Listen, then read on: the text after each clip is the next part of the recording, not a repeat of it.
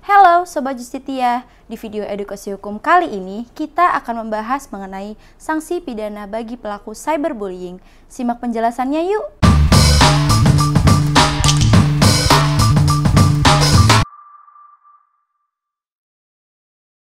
Indonesia sebagai negara yang menjunjung tinggi hak kebebasan menyampaikan pendapat dengan hadirnya Undang-Undang Nomor 9 Tahun 1998 tentang kemerdekaan menyampaikan pendapat di muka umum. Akan tetapi, meskipun kebebasan berpendapat diakomodir dalam pasal 1 undang-undang tersebut dan masuk dalam kategori hak dasar yang penting, kebebasan berpendapat merupakan hak yang dapat dibatasi.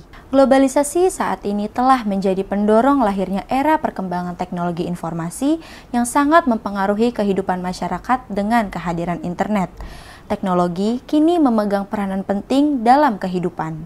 Akan tetapi, perkembangan tersebut menimbulkan dampak negatif, salah satunya yaitu cyberbullying. Cyberbullying merupakan suatu bentuk perluasan dari bullying yang merupakan perbuatan intimidasi. Kebijakan hukum di Indonesia yang telah mewadahi masalah perbuatan intimidasi terdapat di dalam Kitab Undang-Undang Hukum Pidana maupun dalam Undang-Undang Nomor 11 Tahun 2008 Junto Undang-Undang Nomor 19 Tahun 2016 tentang Informasi dan Transaksi Elektronik.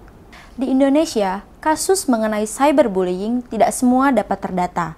Hal ini karena banyaknya korban cyberbullying yang lebih memilih diam dan tidak melaporkan kasus tersebut. Dengan semakin banyaknya kasus kejahatan di dunia maya, maka ruang lingkup hukum pun harus mampu mengakomodir serta melindungi manusia dari perbuatan-perbuatan melanggar hukum tersebut. Penelitian yang dilakukan oleh Badan Penelitian dan Pengembangan Sumber Daya Manusia, Kementerian Komunikasi dan Informatika, yang didukung oleh UNICEF tentang studi penggunaan internet di kalangan anak-anak dan remaja di Indonesia yang dirilis pada tahun 2014 menyebutkan bahwa korban cyberbullying tertinggi terjadi pada anak-anak. Cyberbullying dikategorikan sebagai kejahatan siber karena alat dan media yang digunakannya yakni memanfaatkan jaringan internet dan alat informasi seperti komputer dan telepon seluler. Ketentuan cyberbullying saat ini belum mampu diakomodir oleh KUHP.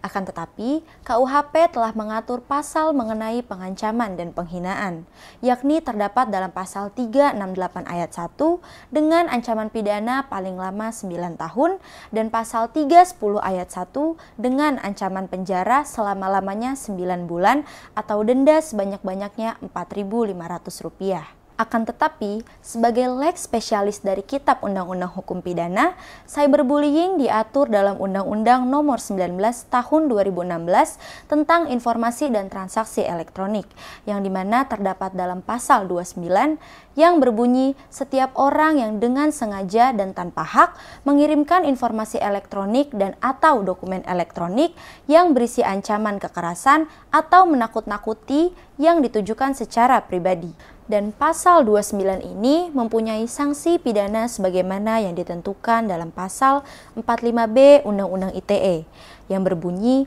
setiap orang yang memenuhi unsur sebagaimana yang dimaksud dalam pasal 29 dipidana penjara paling lama 4 tahun dan atau denda paling banyak Rp750 juta.